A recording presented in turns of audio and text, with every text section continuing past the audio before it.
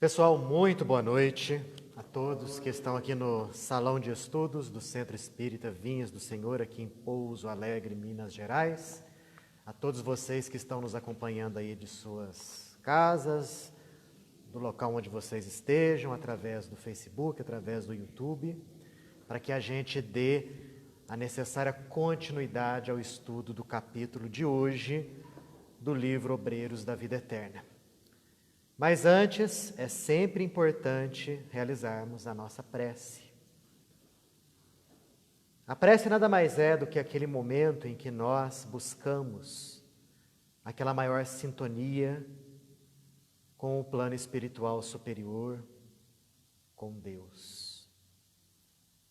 É aquele momento em que nós ficamos alheios às influências de fora e buscamos no santuário íntimo aquela comunhão com o Altíssimo.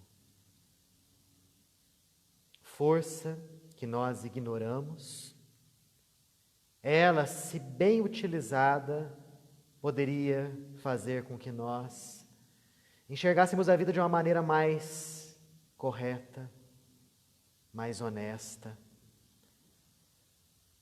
Seria interessante que no decorrer de nossos dias, que os nossos olhos se voltassem ao alto e o nosso coração se abrisse, para que sintamos a presença do Pai em nós e assim, abrindo as comportas do nosso coração e do nosso pensamento, estaremos aptos a receber as influências benfeitoras, as boas orientações, as boas energias desses irmãos que nos amam, nos orientam, que nos querem o bem e que estão sempre conosco. Possamos assim, nessa noite, reiniciarmos o nosso estudo plenos de paz, de harmonia, de alegria, e assim, ganhando mais conhecimento, todos vamos, abandonando as ilusões do passado, ingressando em círculos mais altos de autoconhecimento, do conhecimento da vida que nos cerca, para que possamos crescer e evoluir, já que o objetivo para todos é único: atingir a perfeição espiritual. Glória a Deus, que assim seja. Pessoal, estamos no finalzinho, hein? Capítulo 18 do Obreiros da Vida Eterna, desprendimento difícil. Vimos na semana anterior um caso em que a vida material, a vida orgânica de uma servidora do Evangelho foi prolongada, objetivando ela a atender a algumas prioridades, conforme a gente pôde ver no capítulo 17. Hoje nós vamos ver o oposto.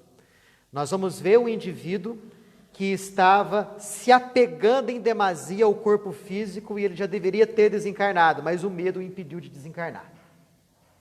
Esse capítulo, por isso, tem esse nome, esse título, Desprendimento Difícil, onde nós vamos ver o processo de desencarne de um indivíduo chamado Joaquim Cavalcante, que estava internado num hospital, passando por um processo complicado na sua área do aparelho digestivo, especificamente a parte intestinal. E André Luiz começa esse capítulo dizendo que ele e Jerônimo, o mentor espiritual, se encontravam no hospital onde Cavalcante estava internado. E ele permanecia ligado ao corpo, utilizando a vigorosa força de vontade. Ele não queria desencarnar. André Luiz nos explica que ele foi submetido a uma operação de retirada do apêndice. Ele estava com uma apendicite já supurada. Mas que essa operação aconteceu tarde demais. O objetivo era justamente aliviar, proporcionando-lhe maior qualidade de vida.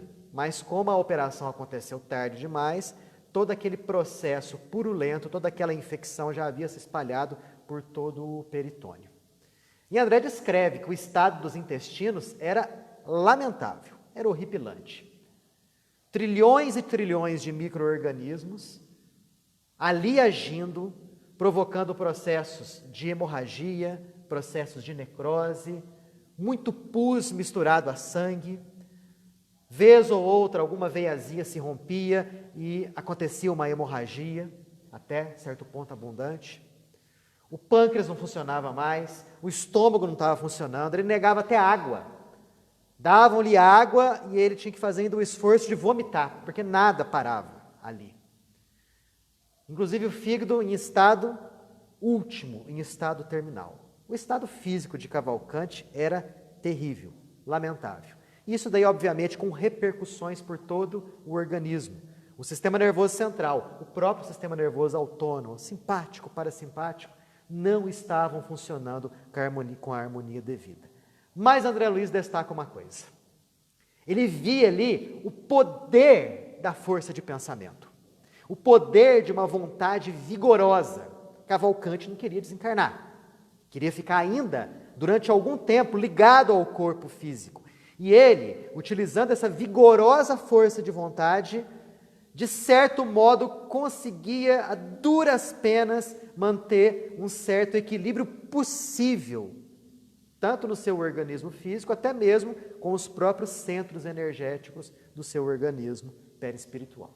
E já fazia 4 dias que Jerônimo e André Luiz estavam lá do lado do leito de Cavalcante, buscando fazer com que o indivíduo desencarnasse, mas ele não queria desencarnar, de modo nenhum. Porque intuitivamente, ele sabia o que estava acontecendo, que o fim estava próximo. Ele queria ficar no corpo, principalmente com um único objetivo: encontrar a mulher que o havia abandonado no passado. E ele, Cavalcante, sabendo aí desse fim que estava próximo, pede que chamasse o capelão lá do hospital, a fim de que ele fizesse ali as suas últimas confissões.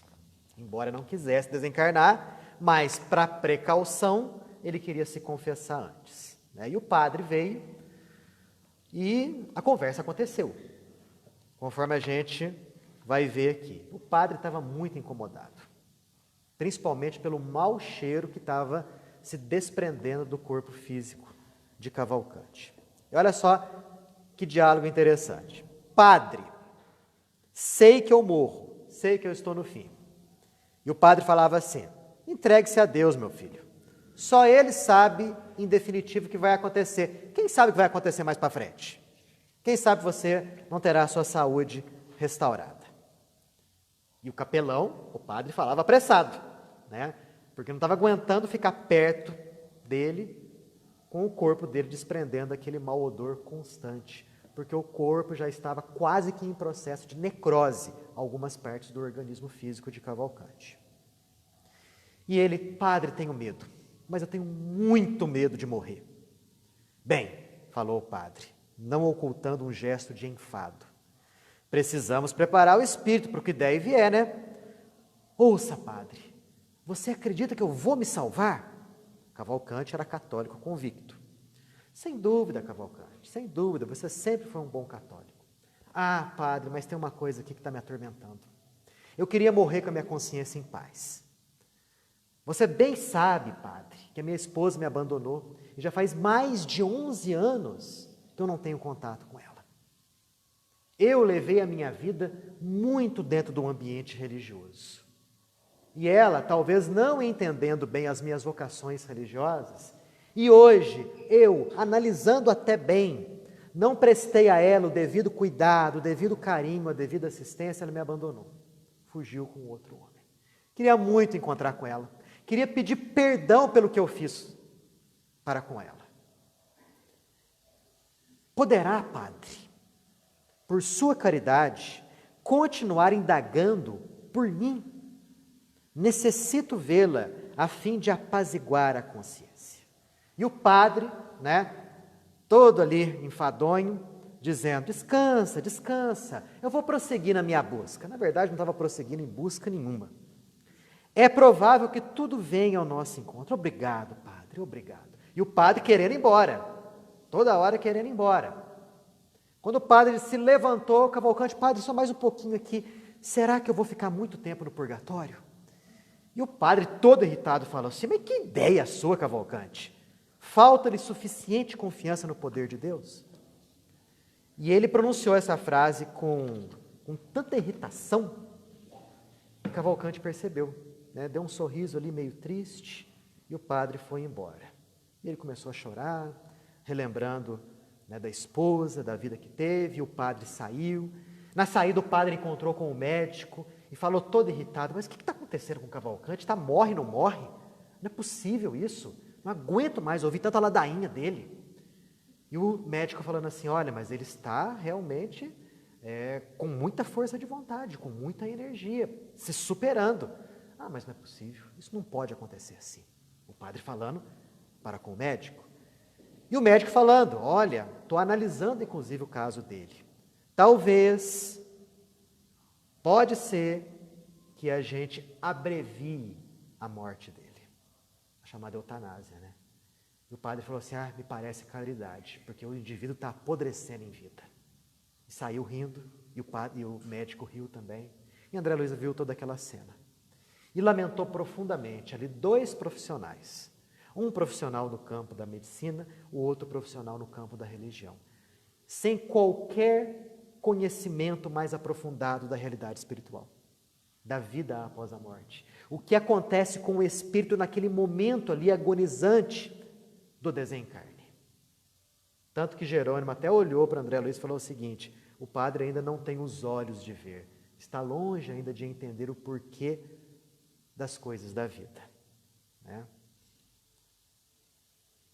Moribundo lhe revelou o desejo de rever a ex-esposa, né, que havia abandonado, conforme a gente acabou de ver. Tinha muito medo do purgatório, tinha muito medo do inferno também.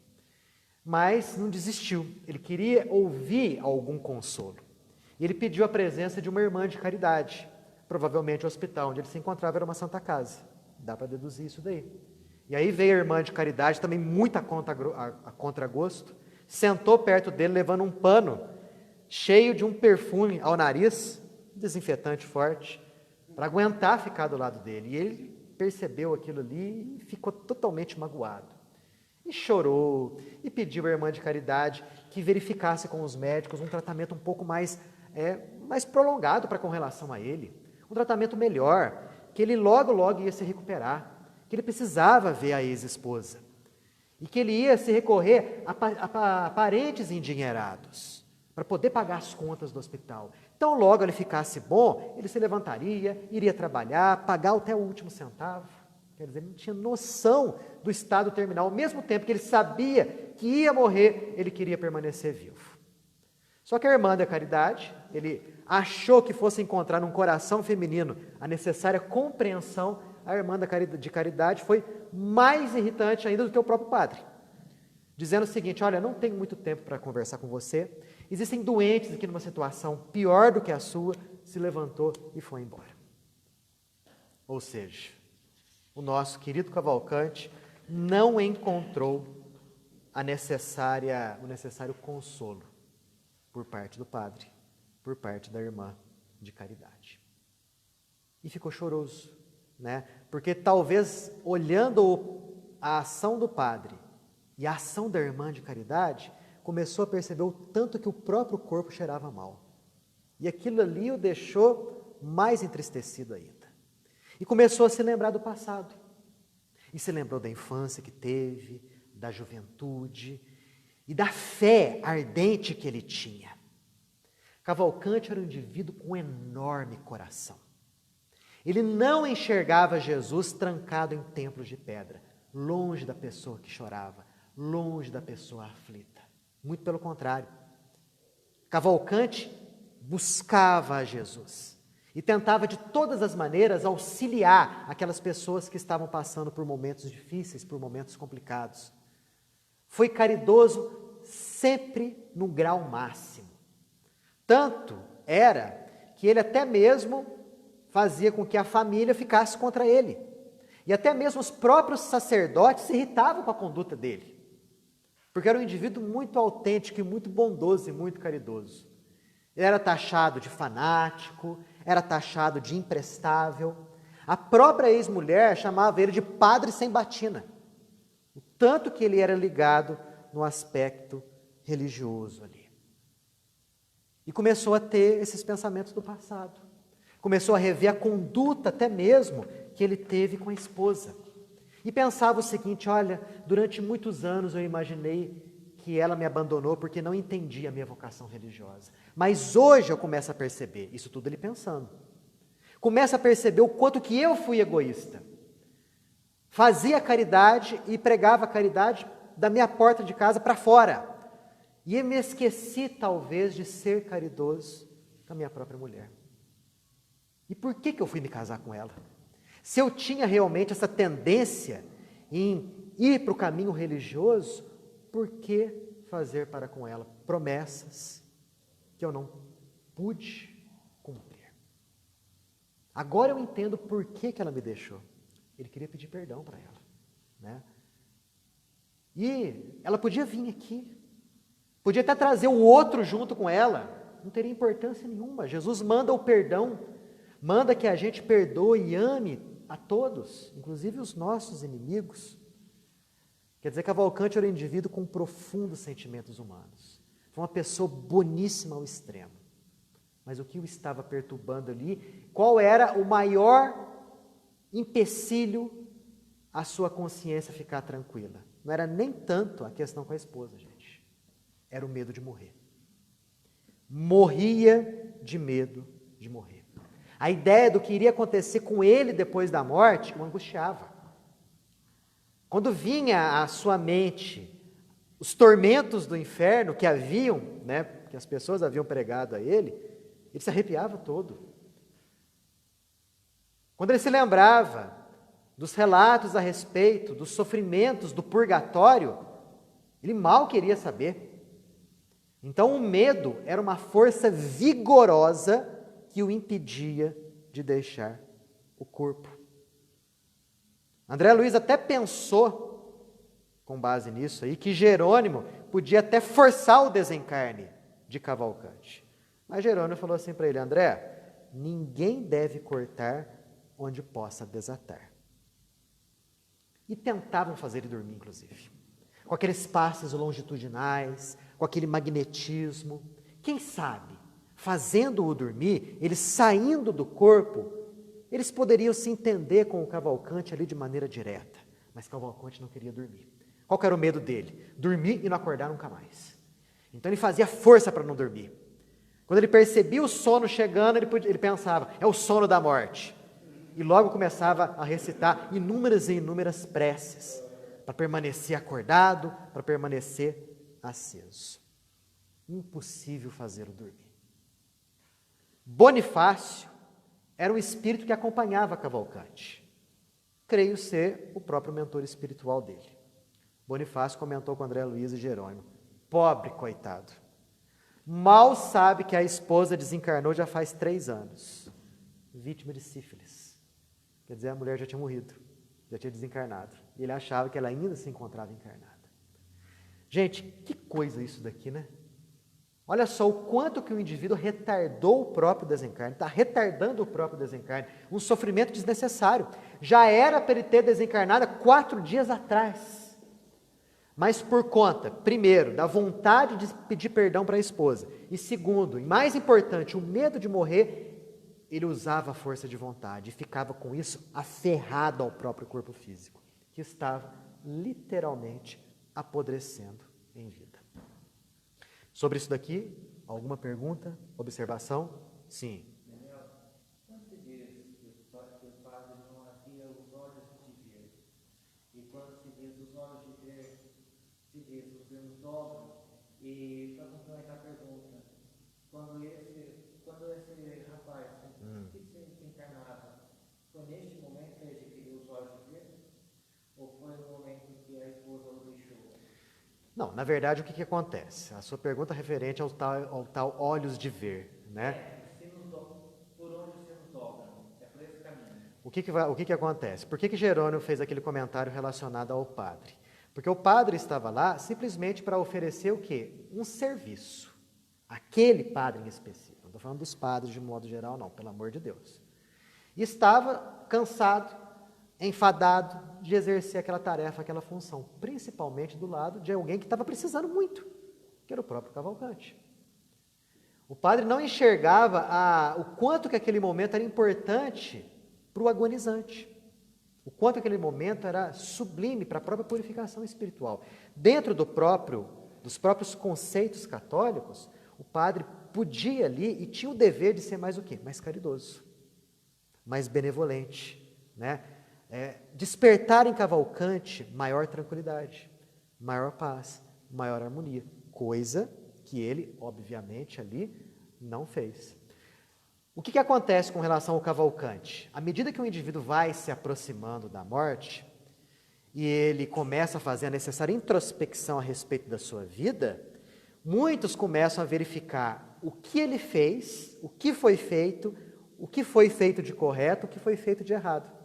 Ele começa a compreender aonde que ele errou e aonde que ele acertou. São os olhos de ver. Sim. Queria perguntar uma coisa. Aquela máxima, então, que diz, quando chega o tempo, chegou. Não é bem assim, então? Assim, quando chega o tempo, chegou. A sua pergunta, né? Chegou o momento do desencarne. Não existe, vamos dizer assim, dia e hora bem delimitados de modo nítido. O sujeito vai desencarnar no dia 26 de setembro, às 19 horas. Isso não. Existe o momento certo disso acontecer. Era o momento certo para o Cavalcante desencarnar. Só que ele utilizou a própria força de vontade para retardar isso o máximo que ele pôde. Com sofrimento maior para ele próprio. Mas o momento era aquele, né? Com relação ao próprio suicídio, a gente pode ver sob um outro ângulo. O indivíduo que se suicida, ele vai muito antes da época que ele deveria ir. Daí o grande sofrimento que o suicida passa. Vai comprar um acidente, por exemplo. Às vezes aconteceu um acidente aqui, indo para Cristo Dourado, uma carreta, ela soltou a parte de trás e vinha dentro do carro. Quer dizer, foi um negócio assim, uma coincidência enorme. No exato momento que a carreta estava fazendo a curva. Exato. Eu fiquei imaginando, eu fantástico, eu não estava imaginando. Exato, quer dizer, não há coincidências num acidente como esse. Né? O próprio nome fala, é um acidente, não é nada planejado ou programado para acontecer. Mas é interessante que justamente naquele momento estava passando alguém dirigindo o carro, né, que foi atingido ali pela carreta e acabou desencarnado. É o acaso? Não, não há o acaso. Agora você me fala, por que isso foi acontecer dessa maneira, desse modo? Por que a carreta soltou? Por que naquele exato momento o indivíduo estava virando ali a curva? Por que tamanhas coincidências? Não existem coincidências. Existe o momento certo do indivíduo travar contato com a própria realidade espiritual. Ele tinha dentro de um, vamos dizer, De desencarnar. programado o desencarne dele, naquele momento foi... É algo magnético. Por exemplo, o indivíduo está passando embaixo de uma construção, cai um saco de cimento lá de cima. Quer dizer, olha só que sincronismo que tem que ter. Né? O saco de cimento cair lá de cima no mesmo momento que alguém está passando a pé lá embaixo. Aí você fala, poxa, é muito azar isso daí. Na verdade, não é muito azar, nem muita sorte. O que existe é um indivíduo que tem que passar por situações, por momentos complicados, por aflições, por desencarnes desse tipo, e que existe todo o envolvimento do plano espiritual para que isso aconteça. É algo magnético. Agora você me pergunta, como que isso é feito passo a passo? Eu não sei te responder. Não consigo te responder. Não sei como que isso funciona, né? Será que intuitivamente o indivíduo lá, sem querer, esbarra no saco de cimento? E intuitivamente aquela pessoa que está lá embaixo é conduzida até lá embaixo? Essa sincronia é fantástico, né? Para a gente perceber como não existe o acaso. O que existe são realmente leis que se cumprem, né? Sim. O fato do corpo estar decompondo é resultado que ele tinha 4 dias que ele teria que reencarnar e estava precisando... Ele teria que desencarnar, né? Que desencarnar. O que estava acontecendo é o seguinte, ele deveria desencarnar, pelo que tudo indica, por conta do apêndice supurado. Tanto que ele até sofreu uma operação para isso mesmo. Provavelmente ele ia desencarnar logo depois da operação.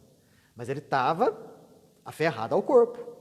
Jerônimo e André Luiz estavam lá justamente para promover o quê? O desencarne dele.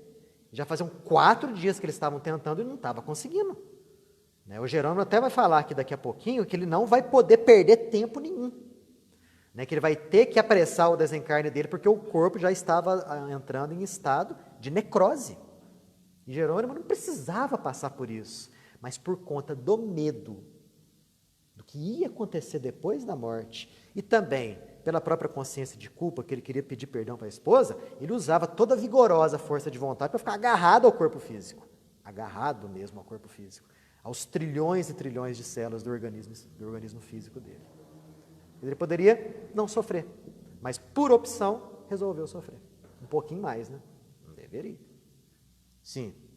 Então, Daniel, me fez lembrar de uma coisa. Vou falar uma coisa e você poder. Quer dizer que a gente, mesmo já chegando a hora do nosso desencarne, a gente está sabendo, mas chegou tal. A gente pode, então, ir a vida. Ou você vai, ou você fica aí. Assim, chegou a hora do nosso desencarne, a gente vai. Mas o que pode acontecer? A gente pode usar a força de vontade, como no caso aqui do Cavalcante, e se aferrar cada vez mais ao corpo. E aí vamos estar passando por tormentos, por dores desnecessárias. Ou podemos, como no caso que a gente viu na semana passada, obter, por parte dos benfeitores espirituais, um prolongamento do nossa estadia no corpo físico. E isso realmente pode acontecer. O meu irmão, ele se sentiu mal, né, no hospital, e lá na úlcera, Sim. então, chegaram na cabine, a gente falou assim, eu falei, e aí, meu irmão, como você está? Aí deu uma, o que você vai fazer agora? Vou ficar deitado, agora é só, ficar deitado, comer, conversar e esperar mais chegar. Quer dizer, que eu já tinha Quer dizer, esse tipo de consciência de que a vida continua após a morte é crucial para o indivíduo que está em processo de desencarne. A gente viu o desencarne de Fábio, há umas 2 semanas atrás. Nós vimos com tuberculose, em estado avançado, como que foi fácil o processo de desencarne dele. Porque é um indivíduo que viveu uma espiritualidade grande. Cavalcante também era um indivíduo com um grande nível espiritual. Tanto que antes de reencarnar, Cavalcante morava em nosso lar, né? E através das suas ações benfeitoras aqui na Terra, ele recebeu, naquele momento, um amparo de benfeitores no seu desencarne. Quer dizer, um indivíduo bom. Só que qual era a diferença de Fábio para o Cavalcante? Fábio tinha total ciência do que ia acontecer depois da morte.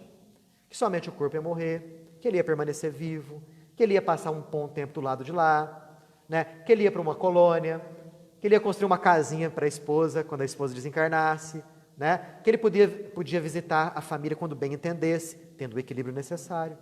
Tudo isso dá calma, tranquilidade, confiança. Agora o nosso Cavalcante, pobre coitado, qual a noção que ele tem do pós-morte?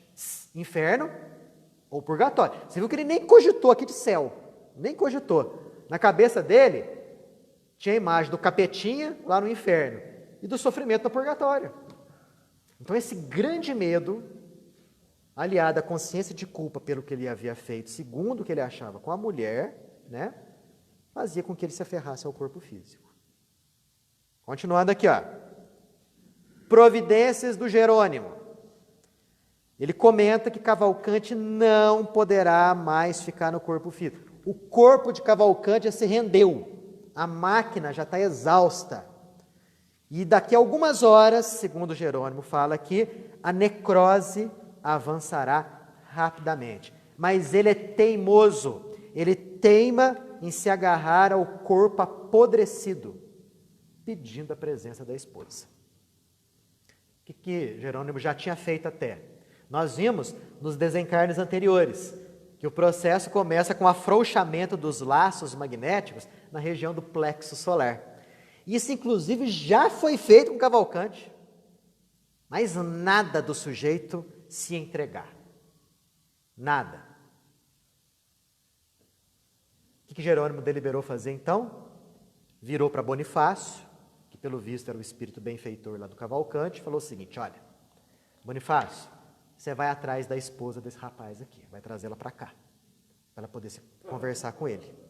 Enquanto isso, eu vou abrir algumas veias, alguns pequenos vasos sanguíneos para provocar uma hemorragia mais abundante.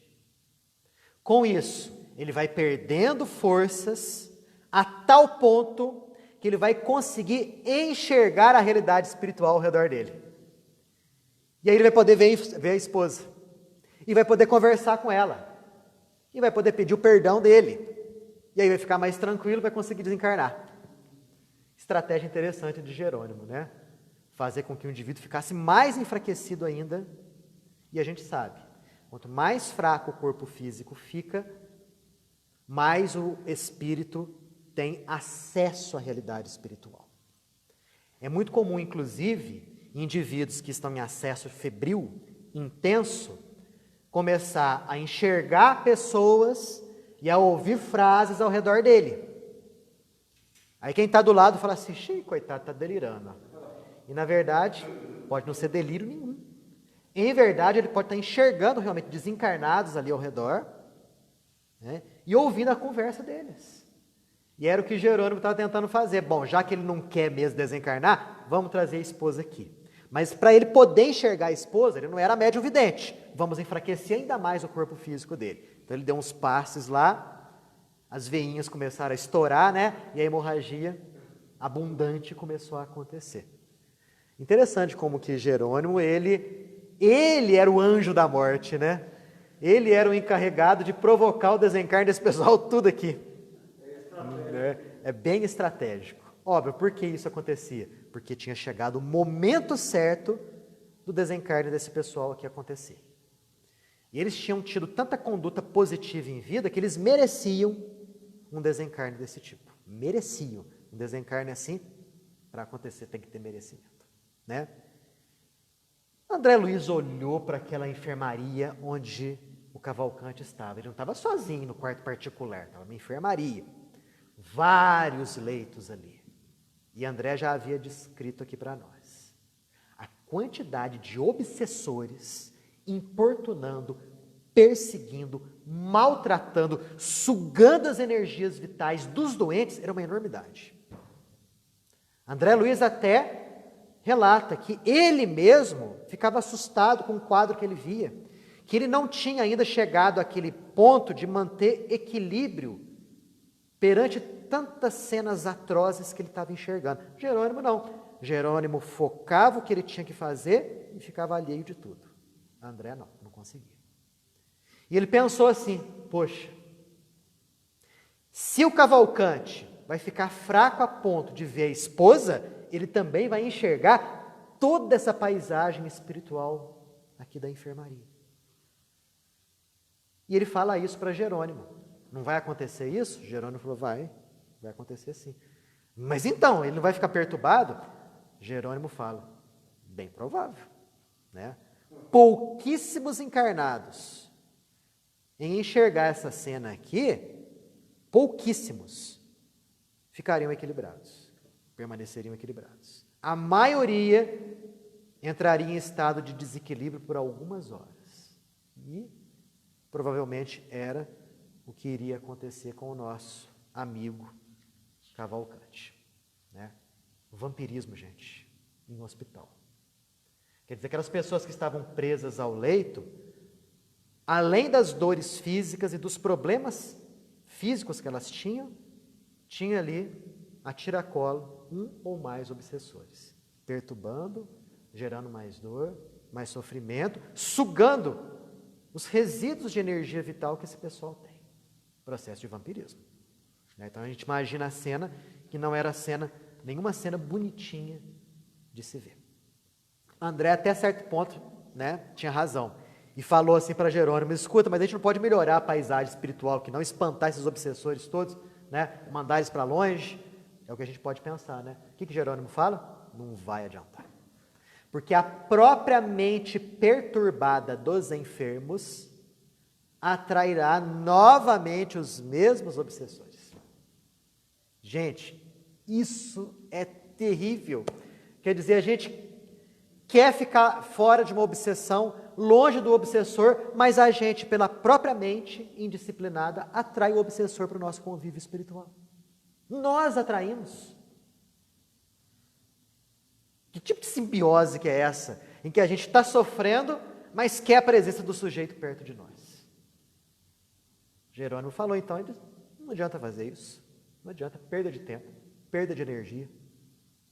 O que a gente pode fazer no máximo aqui? Usar a boa vontade, utilizar da caridade da melhor maneira possível e respeitar a escolha do próximo, a escolha alheia. Aí nós vemos aqui o quanto que os benfeitores espirituais respeitam o nosso poder de decisão. Não é? Eles não violentam consciência nenhuma. O próprio Jerônimo tinha conhecimento tal que ele podia arrancar o Cavalcante do corpo. Né? Mas Jerônimo optou por não fazer isso. Era escolha do Cavalcante ficar daquele jeito. Então vamos fazer da melhor maneira possível. Por isso que ele falou assim, vamos tentar desatar e não cortar. Desatar os laços e não cortar os laços. Bom, aí a hemorragia do Cavalcante começou. André Luiz esclarece que isso era pouco mais de meio-dia. Aí Jerônimo e André saíram do hospital, voltaram só de noitinha. Quando eles voltaram de noitinha, o Cavalcante estava quase em estado de coma. Inundava os lençóis de sangue. Né? Trocava o lençol, encharcado de sangue. Trocava o lençol, encharcado de sangue. Estava num estado complicado. E aí ele já entrou naquele nível que ele começou a enxergar a população espiritual do ambiente. E começou a gritar. Que lugar que eu estou? Que inferno que é esse? Ou os demônios estão aqui. Ele estava enxergando os obsessores e falava de demônios, porque era a crença dele. O demônio está ali roendo as chagas. Ele via os obsessores sugando as energias dos enfermos. Peraí, será que eu estou no inferno mesmo? Ou será que é um manicômio? Estou cercado de loucos. Os doentes que estavam ao redor dele olhavam, ele de olho, né? Olhão arregalado, com medo, porque ele gritava. Na medida do possível, ele gritava, e lamentava, e chorava. Já estavam com medo dele. Não só os doentes, mas os enfermeiros também. Né? Qual que era a ideia que eles tinham? O sujeito está delirando. E já até tinham deliberado pegar Cavalcante e levar Cavalcante para um quartinho separado. Mas logo perceberam que isso daí não era necessário. Né? Era tanto sangramento ali que ele sabia que logo, logo ele ia ficar quieto e ia morrer. Né? Nisso, quem que chega? A esposa, desencarnada. Bonifácio estava trazendo a esposa. A esposa estava num estado espiritual terrível. André Luiz descreve ela como sendo um fantasma, um verdadeiro fantasma. Ela nem andava, ela se arrastava. Né? Bonifácio a conduziu até o leito de Cavalcante. Ela olha para o Cavalcante assim e dá um grito. Ah, um grito enorme. Cavalcante olha para ela e fala assim, Bela! É você, Bela? Você chegou para me ver?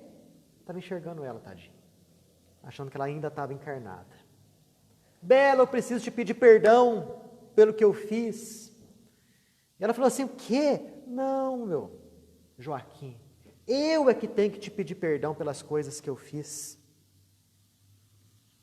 Pelos malefícios que eu te causei. Aí ele fala, não, eu que tenho que te pedir perdão. E fica um pedindo perdão para o outro, né? Ele diz que foi injusto com ela. Não te compreendia. E eu facilitei o seu passo em falso. Até certo ponto ele tem razão, né?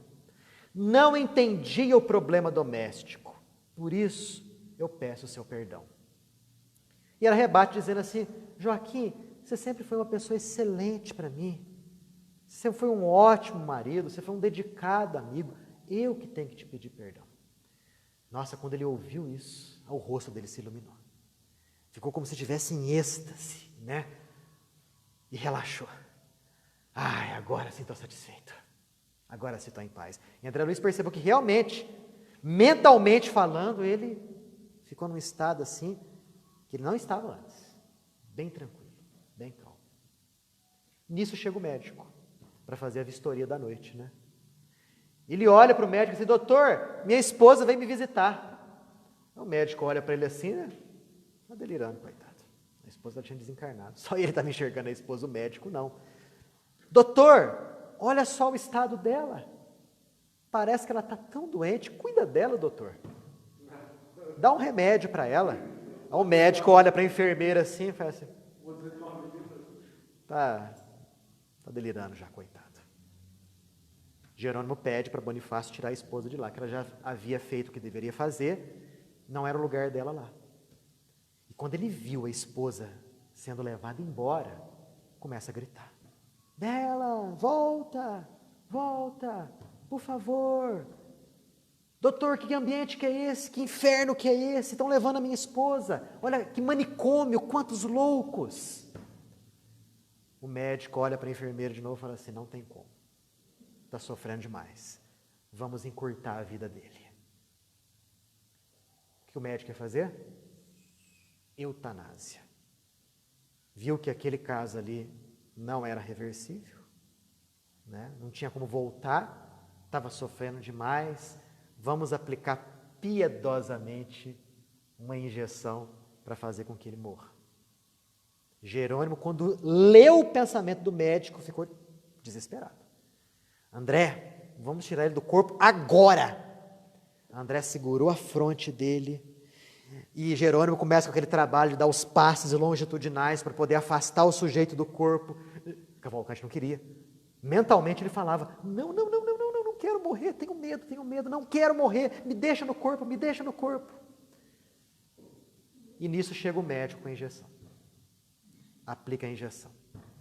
Jerônimo desaprova o gesto. Dali a pouco, Cavalcante foi se acalmando, os membros começaram a ficar rígidos, o rosto ficou impassível, os olhos vitrificaram. Cavalcante tinha morrido, estava morto. Morto para aqueles da matéria. Mas para os benfeitores espirituais ali, liberto ele não estava. O que acontece em casos como esse daqui? Em virtude do excesso ali da substância que provocou a morte do corpo físico, os trilhões e trilhões de células ali ficaram em estado meio de dormência. E pelo fato da injeção anestésica agir no sistema nervoso central, que está em contato estreito com o organismo perispiritual, o próprio Cavalcante ficou anestesiado e colado instintivamente a todas as células do seu corpo. Quer dizer, fisicamente falando, estava morto, só que ele não estava liberto. E Jerônimo falou o seguinte, André, no estado que ele está, não pode responder à nossa ajuda. Só depois de 12 horas que a gente vai conseguir libertá-lo do corpo. E aí, o corpo é levado para o necrotério, Bonifácio acompanha, e realmente André Luiz encerra falando o seguinte, só depois de 20 horas, após a injeção letal, que conseguiram a duras penas livrar Cavalcante do corpo físico.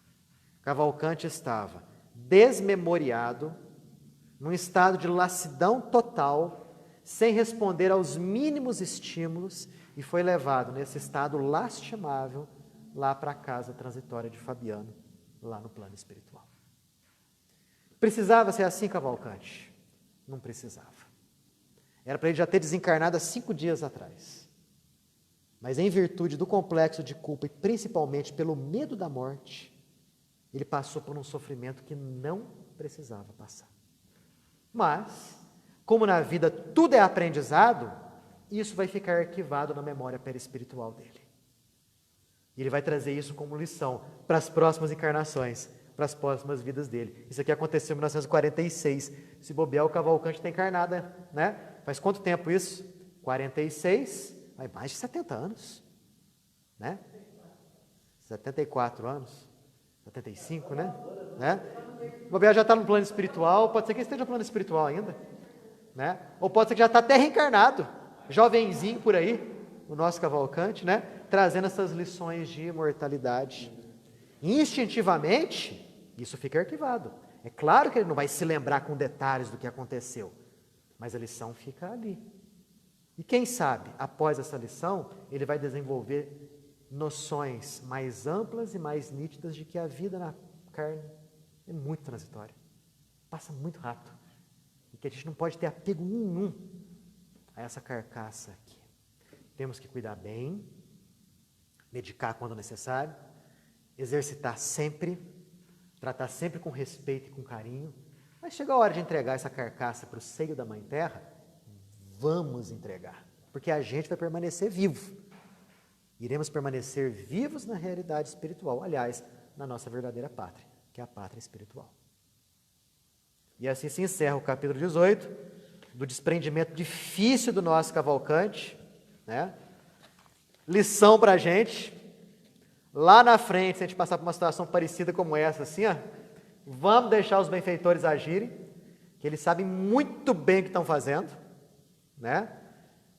Quando a gente estiver sentindo, porque o próprio Cavalcante, ele pressentia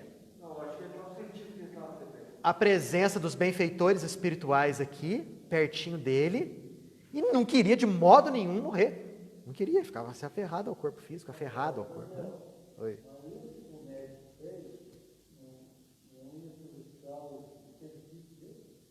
Então, Cavalcante era um indivíduo que não havia pedido esse tipo de morte, né?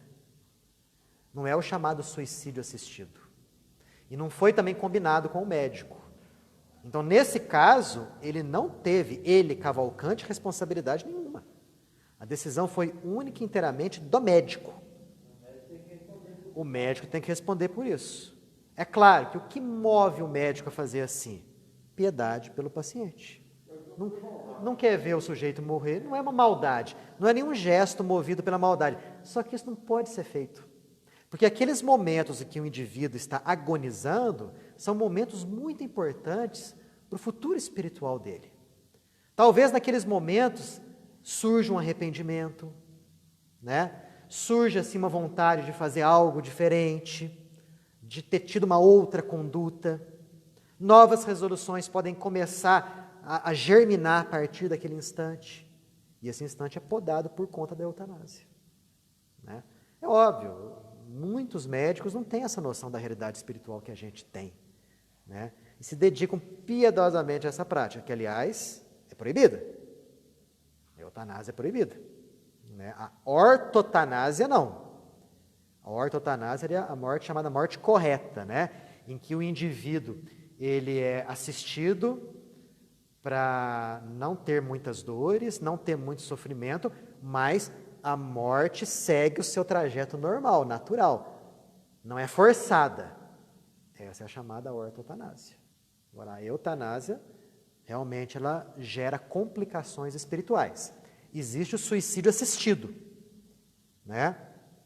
Em que o indivíduo que está em estado terminal pede para morrer e o médico dá para ele a injeção para ele mesmo aplicar. Ou um comprimido lá tal para ele mesmo tomar. É o chamado suicídio assistido. É suicídio? É. Ou existe um outro tipo de eutanásia. O paciente terminal pede para o médico: aplica em mim uma injeção letal. Não aguento mais sofrer.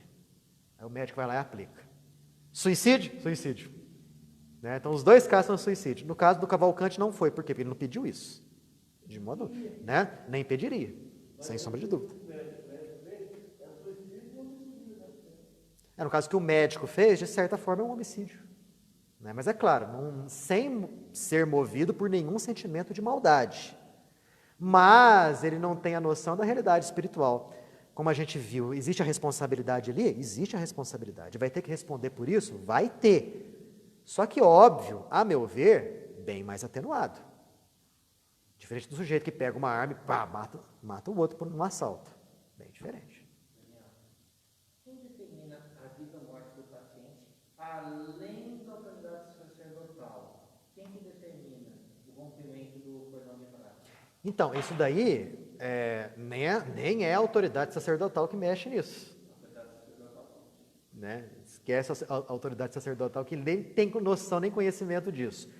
Antes de nós reencarnarmos, nós fazemos o planejamento reencarnatório, onde são estabelecidas inúmeras coisas da nossa vida, o corpo que a gente vai ter, as futuras doenças, os pais que nós vamos ter, né? O trabalho que a gente vai desempenhar, enfim, muitas coisas. Inclusive, o tempo aproximado de vida que a gente vai ter na Terra. Entendeu? Então, vai chegando aquele momento próprio, a pessoa vai desencarnar, né? De uma forma que já foi pré-determinada antes do reencarne. A energia vital vai se esgotando. Ou através de um acidente, não é verdade? Através de de algo assim que faça com que o indivíduo naturalmente desencarne. Daniel, Chico, uma das coisas que ele pediu para que Emmanuel tirasse dele era essa mediunidade que ele tinha de já ver a pessoa quando estava no momento propício para ela partir. E parece que ele já sabia. Não sabia disso. Ele já via que a pessoa estava Desencarnando, né? desencarnando. E para ele era Chico pediu para Emmanuel que ele não queria saber nada disso. eu não queria saber dessa mediunidade. Interessante. E tanto é que foi retirado Dele. dele. Não foi retirado, foi Abafado. Abafado, vamos dizer assim. Eu sempre pensei no desencarne do papai.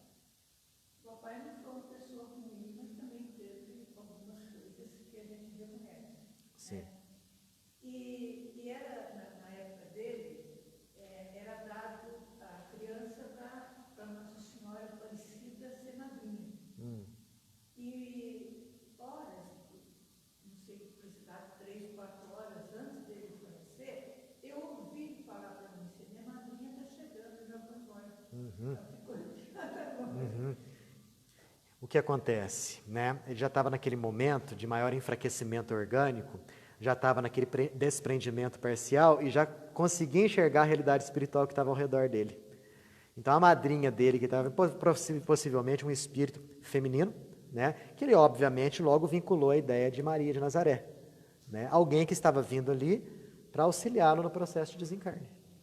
Bonito isso, hein? Né? Gente, ó. Semana que vem, capítulo de número 19, o penúltimo capítulo. Atendendo a pedidos, nosso Donizete, até numas sextas-feiras passadas, aí falou assim para mim, ô Daniel, o que você vai estudar depois que acabar o Obreiros da Vida Eterna? Eu falei assim, ô Donizete, a gente vai estudar uma obra de Kardec, né? Porque a gente está sempre fazendo isso daí. Uma hora André Luiz, outra hora Kardec. Mas eu não defini qual obra de Kardec eu vou estudar, não. Aí ele sugeriu assim, por que você não estuda o livro Obras Póstumas? Né? Eu falei, poxa, é verdade, né? Nunca estudei Obras Póstumas, estudei todos os 5 de Kardec, todos os 5. Obras Póstumas não foi, poxa, Donizete, é isso aí. Vamos estudar Obras Póstumas, que não é de autoria de Kardec, né? São de escritos dele, ou que são atribuídos a ele, que foram ali organizados naquele livro, né? E ali existe alguns poréns que a gente vai discutir no momento certo, mas a gente atendeu a sugestão do nosso amigo lá. Muito bem intuído. Eu falei isso para ele, falei assim, te intuído direitinho. Né? Exatamente. Vou falar para o Daniel lá, que o Daniel, a intuição do Daniel está péssima ultimamente. Né? Vou falar com o Donizete, para o Donizete falar para mim. Foi mais ou menos isso. Ok? Ó, capítulo 19, semana que vem. Penúltimo capítulo. Vamos fazer a nossa prece? Elevando o pensamento a Deus, sempre, buscando paz, tranquilidade e harmonia. Pedindo que Ele nos ilumine, nos abençoe e nos proteja. Que nessa noite possamos ter um sono tranquilo, renovador. Que sejamos colocados na realidade espiritual em bons locais. Locais de aprendizado, locais de trabalho. E quem sabe, fora do corpo, voltarmos aqui à nossa casa, dando continuidade aos nossos estudos, ou executando tarefas aqui no estabelecimento. Porque quando nós desejamos o bem, quando nós queremos o bem, Fora do corpo, nós nos vinculamos a espíritos que têm o mesmo tipo de desejo, o mesmo objetivo. Possamos ter essa capacidade de querer o bem e de fazer o bem sempre. Ninguém nesse mundo está sozinho. A ideia é saber escolher bem quais são as nossas companhias espirituais. Que Deus nos abençoe, nos ilumine, que assim seja.